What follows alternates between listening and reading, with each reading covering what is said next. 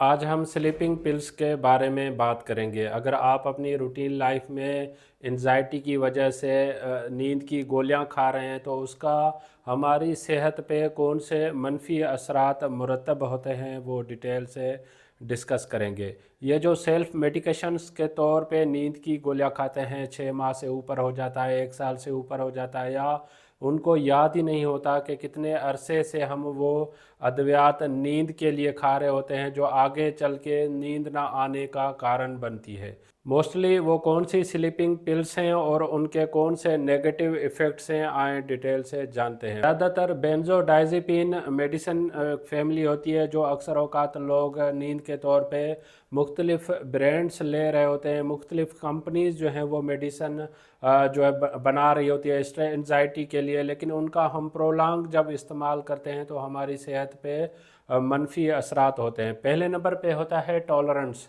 हमारी बॉडी जो है उन मेडिकेशंस को टॉलरेट कर लेती है, हमारी बॉडी उन अद्वियात को जो है रिस्पॉन्ड करना नहीं करती। जो मेडिसन हम नींद के ले रहे हैं, अगर प्रोलॉन्ग हम उसका इस्तेमाल करते हैं तो वही अद्वियात हमें नींद ना आने का सबब बनती हो, जिसकी वजह से आप जो उसका अगर एक टेबलेट आप ले रहे हैं तो वो आप 2 टेबलेट पे आ जाएंगे, या 3 टेबलेट पे आ जाएंगे, या 4 टेबलेट पे भी, या मुख्तलिफ ब्रांड्स भी लोग ले रहे होते हैं जो उसका इफ़ेक्ट कम हो जाता है। और हमें वो डिज़ायर इफ़ेक्ट लेने के लिए हमें हाई डोज जो है वो अद्वियात लेती हैं जो हमारे सेहत के लिए नुकसानदेह भी बनती हैं।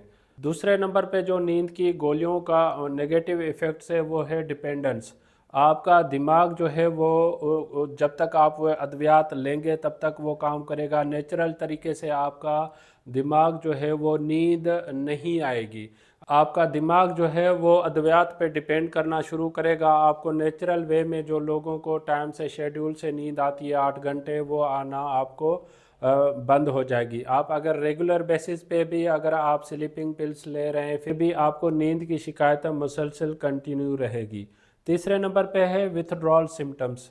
कुछ अफराद क्या करते हैं कि 6 माह, 1 साल या 2 साल तक तो स्लीपिंग पिल्स ले ली है तो सडन से उसको बंद कर देते हैं। सडन से बंद करने से क्या नुकसानात होते हैं, उसमें रीबाउंड इंसोम्निया, आपको दोबारा उसी सेम कंडीशंस रिपीट हो जाएगी। आपको नींद जो है वो चाहे दिन हो या रात हो उसमें आना बंद हो जाएगी। या एनजाइटी आप दोबारा से आप खुद को एनजाइटी से महसूस करेंगे। आपको सुकून जो है, चैन वगैरह जो है वो भी नहीं आएगा। देन नोज़िया एंड स्वीटनिंग, आपको जो है या मतली सी महसूस होगी, या आपको दूसरी अगर कोई अद्वियात लेते हैं तो उसके साथ जो है आपको ज़्यादा पसीने आना भी ये विथड्रॉल सिम्टम्स में कंसीडर किया जाता है।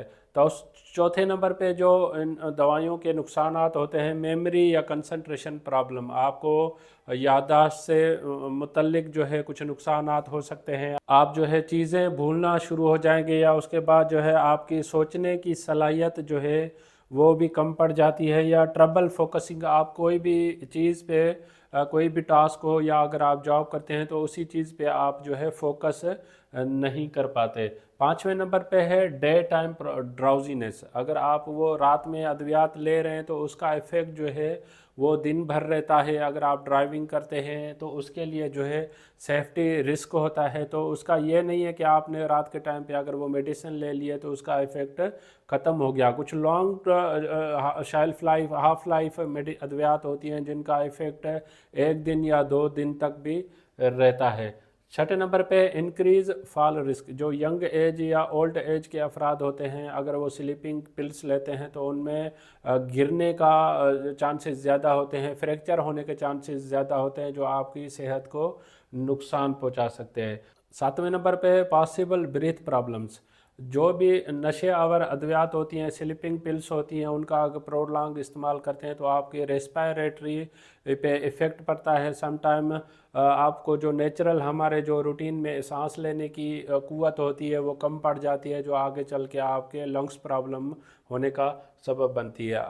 अब हम ऐसी कौन सी तदाबीर कर सकते हैं जिससे हम स्लीपिंग पिल से अपनी जान छुड़ा सकते हैं।